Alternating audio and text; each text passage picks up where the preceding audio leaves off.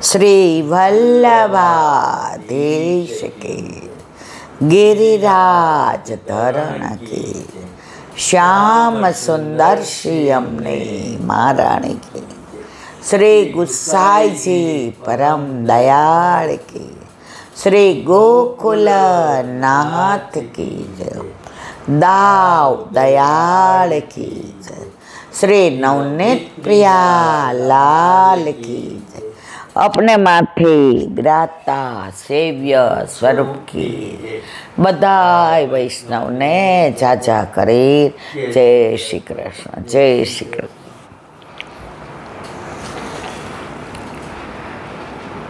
नवविलास आज तृतीय विलास कियो श्यामाजो। ललिताजी आज मुख्य सखी, बासुंदीनी सामग्री, पीळा छापाना वस्त्र अने कोकिलावन।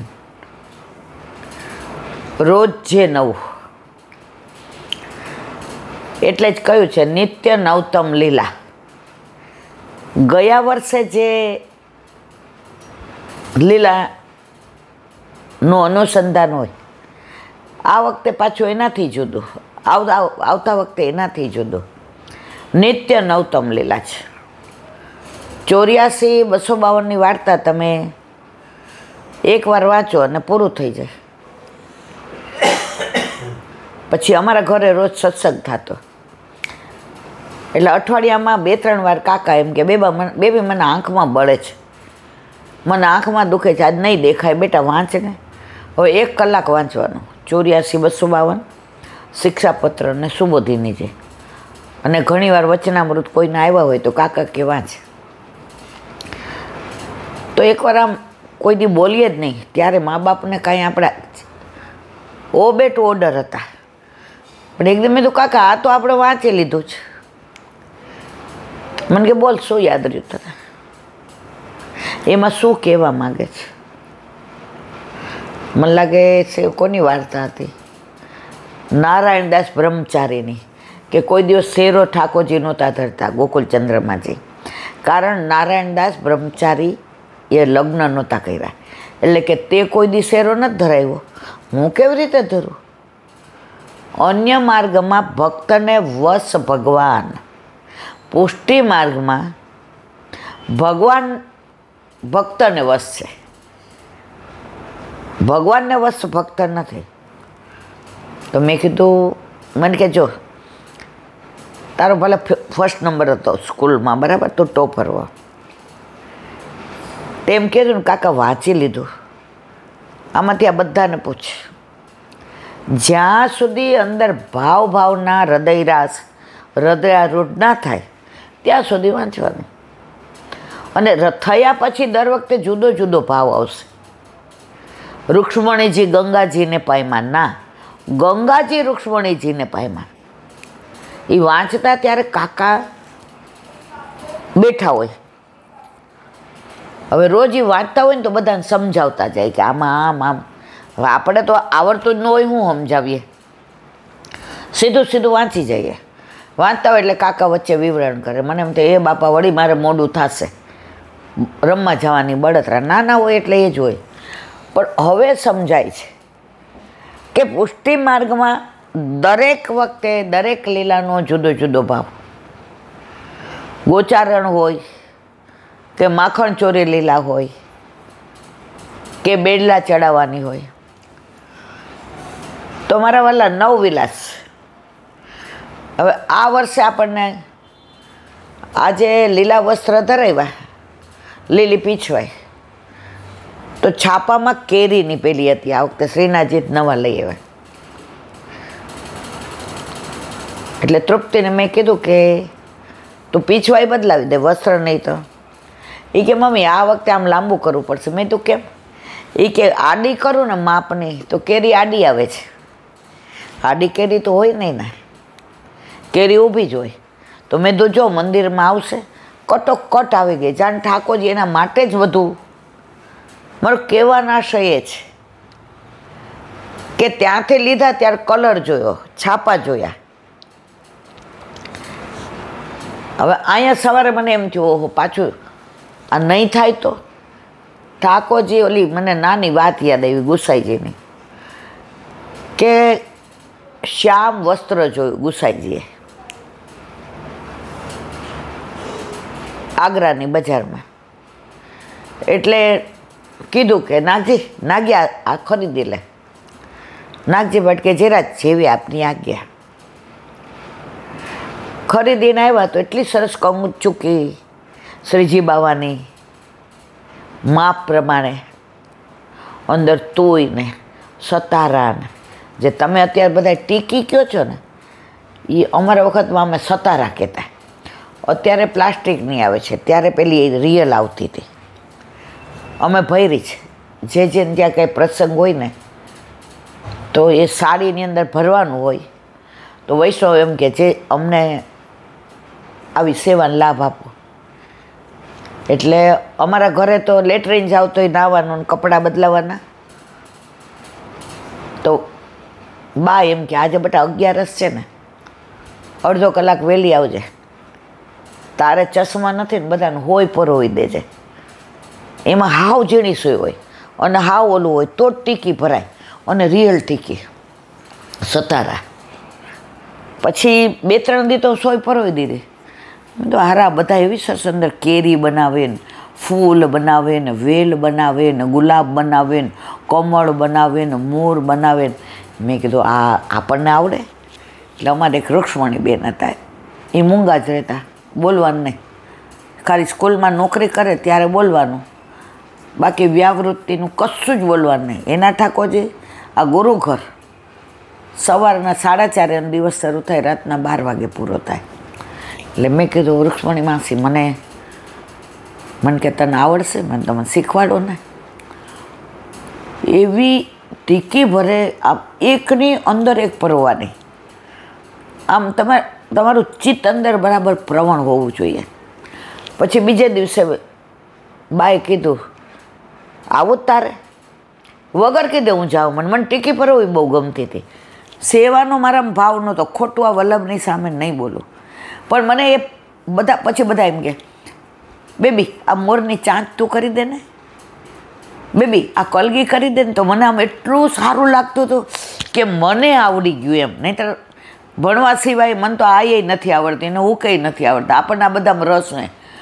તો મારી બા એટલી રાજી થતી કે ગુરુ, કારણ કે મારું ગુરુ ઘરે, મારી બા ત્યાં ભંડારી, કે મારે બેબી એના ગુરુ ઘરે કેવી ટેલ કરવા આવે છે. ત્યારે આ ટેલ કરીએ છીએ એવો ભાવ નહોતો, પણ એ બધું અત્યારે મારા વલ્લભે મને ફલિત કર્યું. તો વાત કરતા હતા નવીનતાને, નિત્ય નવતમ લીલા. તો ઠાકોરજીમાં તમે દર ઉત્સવ જુઓ, મનોરથ જુઓ, નવતમ જ હોય. આજે એક વૈષ્ણવે સરસ વાત કરી, એ કહેલા બને અંદર આજે બાસુંદી લખી હતી. તો સક્કરિયા બાફા હતા મેં, એ કે પછી મનમાં વિચાર કર્યો કે સક્કરિયાનો શીરો બનાવવું કે બાસુંદી બનાવવું. બે તો મેં કીધું સક્કરિયા બાફેલા નિરાશાય.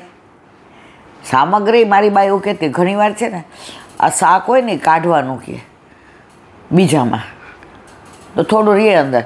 મને કે આ નિશાસો નાખે બેટા, આ ખેતરમાં વાવ્યું ત્યાંથી ને રાહ જોતા હોય કે આટલા બધા છે, એમાં અમારો અંગીકાર ઠાકોરજી કરશે તો ત્યારના રાહ જોતા હોય, અને તું આમ કાઢી નાખ, બાર માંજવા મૂકી. હવે તું મને લોભણી કે ભલે કે, પણ આ સામગ્રી બેટા નિશાસો નાખે. ત્યારે નહોતું સમજાડું, હવે બધું તો અત્યારે અમે ધ્યાન. તો એ કે પછી મેં મનમાં વિચાર કર્યો કે દૂધ તો આવે છે, સૂકો મેવો આવે, ઇલાયચી આવે, તો કે સક્કરિયાની બાસુંદી બનાવી. મેં માવાળાવાલા. પછી મને કે સેજ રાખી છે. મેં કીધું બાપા હું ગળું. મને કે નહીં, સારું આવો.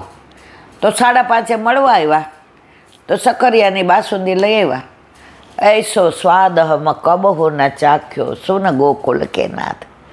મારે જે કહેવું છે તે આ છે કે ઘરમાં આપણા માથે આપણા ઠાકોરજી બિરાજતા હોય તો આવો બધો ભાવ આવે. મંદિરમાં જાઓ એકલા પૈસાથી મનોરથ કરાવવાથી પુષ્ટિ પુરુષોત્તમમાં ભાવ આવે એમાં કોઈ તમારે આવે જ નહીં. તમારે સામસામ છો જ નહીં, સાનિધ્ય નથી તમને. લગ્ન થાય ને તમે દર મહિને મને 50,000 મોકલાવો કે લે સરસ કપડાં લાવજે, દાગીના લેજે, મસ્ત જમજે, અને તમે મળવાય ન આવો. પ્રેમ રહ્યા આપણા વચ્ચે તો પ્રેમ ક્યારે વધે? 50,000 ન આપો. અહીંયા પરડીને આવી તમે એમ કહો મારો પગાર 400 રૂપિયા છે, એમાં 90 રૂપિયા ભાડું જશે, આપણે આટલામાં પૂરું. અરે કાંઈ વાંધો નહીં. તો મારે કહેવાના 1 મિનિટ રેખો. તો આપણા અત્યારે કાલે અમે પુષ્ટિ પુલીન વાંચતા હતા અને અત્યારે આ વ્રજ વિહાર એવું વાંચતી હતી. એમાં નવનીત પ્રિય શાસ્ત્રીએ જ લખ્યું છે કે અત્યારે બધા મંદિરોમાં ઠાકોરજીને શોધે છે. વલ્લભે ઘરે ઘરે ઠાકોરજી પધરાવ્યા તો જ તમને ભાવ આવે. તમારા ઘરે ન બિરાજતા હોય, બધાનો પ્રભુ હોય ને, એમાં પ્રભુ મારો છે એવો ભાવ તમને આવે જ નહીં. બધાનો છે એવો જ આવે. શ્રીનાથજી જાઓ તો બધાના છે, પણ આપણા ઘરે બિરાજતા આપણા ઠાકોરજી આપણા છે. અત્યારે આરાધ્યાને પૂછો કે શ્રીનાથજી જવું છે, મોટા શ્રીજી બાવન મળવા જવું છે, પણ આમ આપણા બહુ હસતા છે નહીં બાજુ. એનું આ એટેચમેન્ટ કોનામાં છે? આપણા ઘરે બિરાજતા આપણા ઠાકોરજીમાં. કારણ કે એ રોજ દર્શન કરે છે, ચરણ સ્પર્શ થાય છે, જારીજી ભરાય છે, સમર્પણ થાય છે. હોય ત્યારે, સ્કૂલે હોય ત્યારે તો શક્ય છે જ નહીં, પણ કોરોનામાં બહુ સારું કર્યું. એ 3 વર્ષ બધાય ઠાકોરજીને જ પ્રેમ કરવા માંડ્યા. મંદિર બંધ હતા, જો બધાના હતા એ બંધ રહ્યા, પોતાના હતા એ બંધ રહ્યા. આપણા ઠાકોરજીએ કીધું ઈલાબેન નહીં, કોરોના જ મને અડતા નહીં. આપણે વધુ પ્રેમ કરવા માંડ્યા. ઠાકોરજી કે ભલે આપ્યો, મારી પાસે તો રહે છે. તો એવા આ બધા ઉત્સવો. આજે મેં એક સરસ વાત સાંભળી કે વ્રજભૂમિનું આટલું એટેચમેન્ટ કેમ છે.